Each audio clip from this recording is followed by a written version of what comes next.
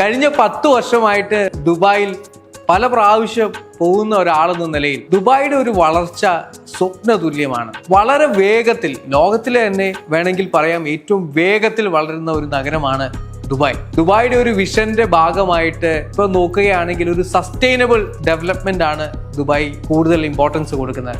ഒരു clean energy, അതുപോലെ തന്നെ ടെക്നോളജി, ഇന്നോവേഷൻ, ഇതിനൊക്കെ പ്രാധാന്യം കൊടുത്തുകൊണ്ടുള്ള ഒരു വളർച്ചയാണ് ദുബായില് ഇന്ന് കാണുവാനായിട്ട് സാധിക്കുന്നത്. ലോകത്തുള്ള ഏത് രാജ്യക്കാരെയും വളരെ വേഗത്തിൽ ആകർഷിക്കുന്ന രീതിയിൽ ബിസിനസ് തുടങ്ങാൻ സഹായമാകുന്ന രീതിയിൽ ദുബായിലെ നിയമങ്ങളൊക്കെ വളരെ ലഘൂകരിച്ചു. ആർക്കും ഇന്ന് ഏത് രാജ്യത്തിരുന്നും മിനിറ്റുകൾക്കുള്ളിൽ, മണിക്കൂറുകൾക്കുള്ളിൽ, അല്ല വളരെ ചുരുക്കം ദിവസങ്ങൾക്കുള്ളിൽ അവരുടെ രാജ്യത്തിരുന്നുകൊണ്ട് ബിസിനസ് തുടങ്ങാം എന്നൊരു രീതിയിലേക്ക് ദുബായ് ഗവൺമെന്റ് ദുബായിയെ മാറ്റി. അനേകം ഇൻവെസ്റ്റ്മെന്റുകൾ ദുബായിലേക്ക് വരുന്നു. റിയൽ എസ്റ്റേറ്റിൽ നോക്കുകയാണെങ്കിൽ വളരെ വേഗത്തിലുള്ള ഒരു വളർച്ചയാണ് റിയൽ എസ്റ്റേറ്റിൽ കാണുന്നത്. ടെക്നോളജി പരമായിട്ടും ഇന്നോവേഷൻ പരമായിട്ടും അതുപോലെ തന്നെ ടൂറിസം, ലോജിസ്റ്റിക്സ്, ഇതിലെല്ലാം ദുബായിയുടെ ഒരു കാഴ്ചപ്പാട് മറ്റ് രാജ്യങ്ങളെക്കാളൊക്കെ വളരെ വലുതാണ്. ഏറ്റവും വളരെ വേഗത്തിലാണ് ദുബായ് ഓരോ ദിവസവും കഴിയുമ്പോഴും ലോക രാജ്യങ്ങൾക്ക് മുന്നിൽ വളർന്നുകൊണ്ടിരിക്കുന്നത്. ആഗോള തലത്തിലുള്ള ആളുകളെ ദുബായിലേക്ക് ഇന്ന് ദുബായ് ഗവൺമെന്റ് ആകർഷിക്കുന്നു. കാരണം വളരെ